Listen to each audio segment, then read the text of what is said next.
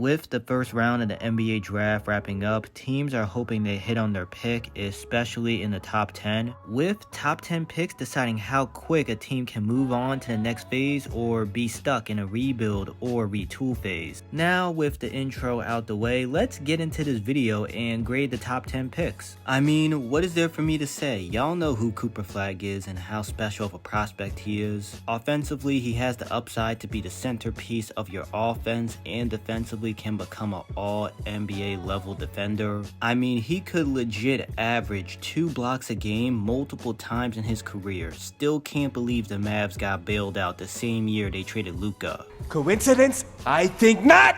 Obviously, the grade for this is an A+. Dylan Harper is an incredible prospect. He's great at not only getting to the rim, but converting at a high efficiency when he gets there. And while he needs to grow as a passer, I believe he can get there due to the fact of how much rim pressure he gets, and him having the experience of carrying the load of being the primary option at Rutgers. He also has to grow as a shooter, both from the mid-range and from deep, but I believe he can become at least average in both of these aspects because he's already showed signs of great touch with his rim finishing, and he shot 36% on catch and shoot shots from deep, along with being a decent shooter from the line. The Spurs jumping to the second pick is just the rich getting richer, and yes, they have De'Aaron Fox and Castle, who are similar player archetypes to Harper, but Dylan Harper is that good, so drafting for talent and figuring out later is the right choice. The grade for this is an A. VJ Edgecomb arguably has the best athleticism in the class. Bro is a freak athlete. This is clear with how good he is scoring in transition. He's good playing off the ball. Defensively, he's always giving max effort. He's a good point of attack defender, can defend point guards to small forwards, but he has to improve his handle. He's limited as a self-creator right now. His passing needs to get better, and he needs to become a more consistent shooter from deep to become the high-level starter on playoff teams. I believe he can. For those reasons, I like VJ's fit with the Sixers. He can come in and immediately provide value as a solid to good role player, and his flaws with his handle, self-creation, passing won't be as exposed playing next to Embiid, Maxey, Paul George, and Jared McCain. Most likely, I see VJ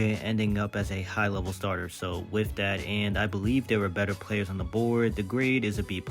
Canipple, man, he's one of my favorite players in this class. He's a great shooter, both spotting up and on the move. He's good at attacking closeouts, a good secondary playmaker, and is a positive defensively despite his limited physical tools. Con is my third best player in this class. He reminds me a lot of Desmond Bane, and I'm confident he will heavily contribute to winning basketball. He slides in perfectly as the 2 guard between LaMelo Ball and Brandon Miller, being an efficient scorer that doesn't need the ball in his hands to be effective. The Hornets, instead of drafting a project like last year, they are getting a sure thing in Con, and for that, this grade is an A+. Now Ace Bailey, he was polarizing heading into the draft process and became even more polarizing after that by just not doing a workout for any team. You have his haters saying he's the next Cam Reddish, and you have his believers saying he's the next T-Mac, but I fall somewhere in the middle. Ace is a ridiculous tough shot maker and has good athleticism, showing not only in his rim finishing but his ability to be a weak side rim protector. Because he's a tough shot maker, as a result his shot selection is questionable, takes too many very contested long mid-range jumpers. Despite not being a good enough mid-range shooter to warrant that, his handle is weak, he's not a good passer, and with him not doing any workouts, you have to question if he has too big of an ego and won't buy into a role if he doesn't become the star he think he is. Even with all of that, I get why the Jazz drafted him at 5, despite the fact Ace doesn't look like he wants to be there at all. The Jazz needed a young player on their roster that has legit upside to become a star, and Ace has the talent to be a star, but he could also never reach his potential and not be willing to buy into a role and be a bust. All of that in mind, the grade is a B. Trey Johnson is one of, if not the best scorer in this draft class. He can create his own offense or play off the ball coming off screens. His shot making is crazy, and the fact he was efficient as he was considering his shot diet and being the offensive engine for Texas is impressive.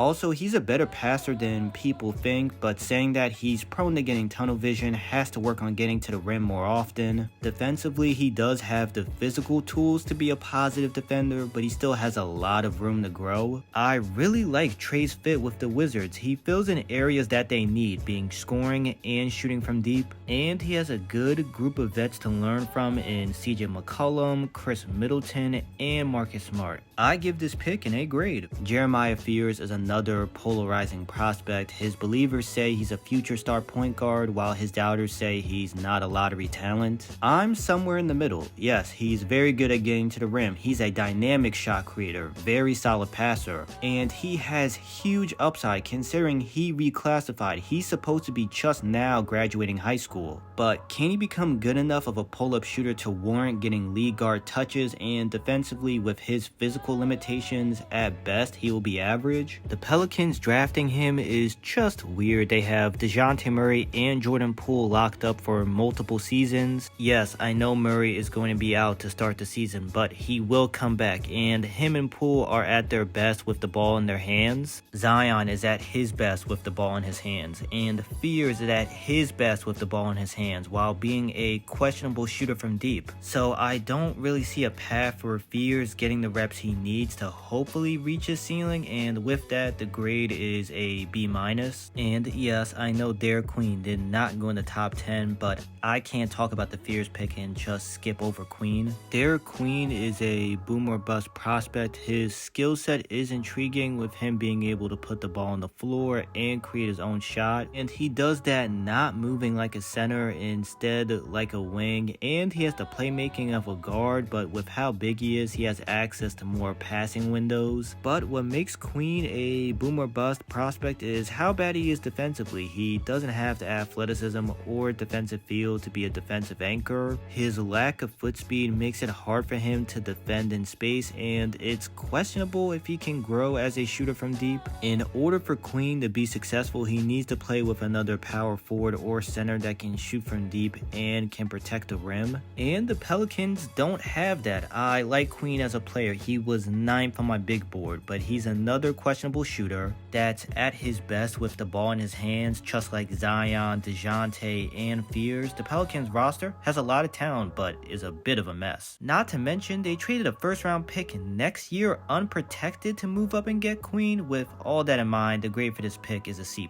Yo, I still can't believe the Nets drafted Eigor Demat at 8. Like, what are they doing? Malu Watch, Colin Murray Boils, Noah Asenge, and Derek Queen were still on the board at their pick. Like, dog. Don't get me wrong, Demat is a really good passer, but outside of that, he doesn't do anything else that well, and he was terrible against top 50 competition this season. This pick is really not defendable, so the grade for this pick is an F. Colin Murray Boils was one of my favorite players in this class. He was 5th on my big board. He's in the conversation as the best defensive player in this draft. While, yes, he's only 6'7", he has a 7-foot wingspan, allowing him to be a better rim protector than you think. CMB has defensive versatility. He can guard small forwards to centers, giving the Raptors options to play lineups with him as a small ball 5. While he's not a great outside shooter, he's a more versatile scorer than people realize. Now, I don't love his fit with the Raptors.